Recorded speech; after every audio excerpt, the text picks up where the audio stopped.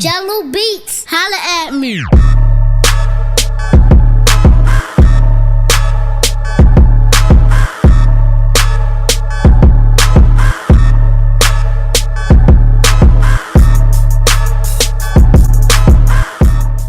Hey guys, welcome back to the channel and another video. So I hope you're all well. Today we are going to be discussing why your activity tracker is ruining your muscle gain phase, or why it's ruining your off season, or any endeavor to pack on as much lean muscle mass as possible. Now, this is quite a controversial topic because I'm a big advocate of activity trackers in a sense.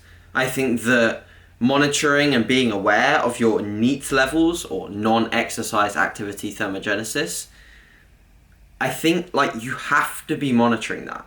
And that's a very, very important tool. However, I have seen it become an issue. And I have seen that it's starting to affect things in a more negative light. So, let's set the scene. You've finished your contest prep and or your fat loss phase, extended fat loss phase, and you've been monitoring your NEAT levels through steps with your activity tracker, which is namely what they're used for. So we're looking at our steps each day and we're making sure that we're hitting 10K, and in some instances we're hitting higher than that, and we're trying to get our NEAT up to levels which allow us to elicit a larger deficit and lose more fat, which is great. So we've got to the end of the fat loss phase and NEAT levels are pretty high. Now what do? We obviously transfer into an off-season phase, or a gaining phase, or a muscle gain phase. And we really want to make good progress. So we increase calories, and with that, sometimes we do see net increases in NEAT. We see increases in calories, more energy, and people get more active. And that's cool for the first part of your sort of gaining phase, because it allows you to obviously perform what's heard of as a recovery diet. We add sort of a decent amount of body weight post-show. We get comfortable, and then we get sort of gaining at a slightly slower rate, which is exactly what we want. Now, I think what I've seen is that sometimes, especially, now I hate to say especially in females, but I have seen it especially in females with my clients, people get obsessed with activity trackers. And I genuinely mean obsessed. And when you're in a deficit, I think that's actually quite cool. It's okay, because being obsessed or being very in tune with your NEAT levels is key. If you get lazy, you will not achieve the results that you want. However, on the way up, and when we're putting all our efforts into muscle gain, I do think that this can cause bad effects, okay? This is disadvantageous. And the reason being is we're constantly looking to keep NEAT levels up. And for the most part, people will try to attain a step goal. Not many people naturally have super high steps. I mean, the majority of us do go for walks to get our steps up. And the issue that I found is that a lot of people are more obsessed and more aligned with where their activity levels have been, as opposed to how well their weight training was going. And they were more obsessed with getting 15K a day or 30K a day in steps to try and achieve something, like it was some sort of achievable thing. And guys, that to me just makes no sense.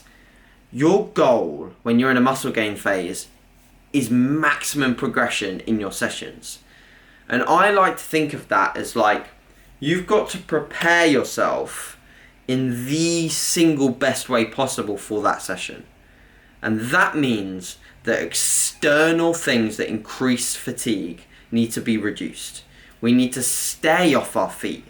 We need to reduce fatigue. We need to reduce the impact of any sort of energy expenditure and save our energies for our session. When I was gaining, when I was in an off-season phase, I couldn't give a flying fuck, sorry to swear, about my steps. I couldn't care less. I kept an eye on them at some points. I went for maybe 1 walk a day. My steps are around about 3 to 5,000 max. And now they're obviously higher because I'm trying to elicit more of a deficit through creating more or an increased level of NEAT, which is fine.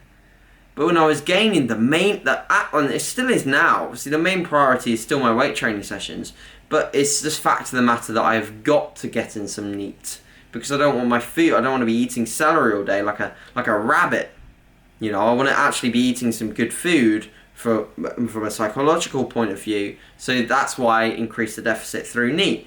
But we don't have that issue when we're gaining. We just don't.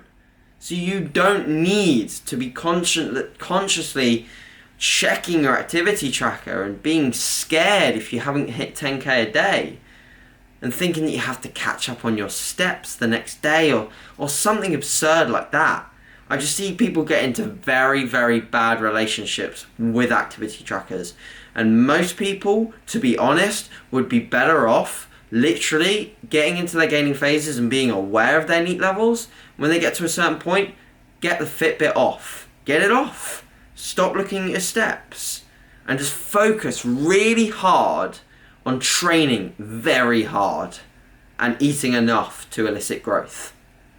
If anything, you can get away with a little bit less food and just sit your food a little bit lower, concentrate purely on your training sessions, not expending loads of calories through energy expenditure outside, and you can just be in exactly the same position with regards to hunger, satiety, etc. You're not going to have issues with hunger, satiety when you're gaining. You're really not.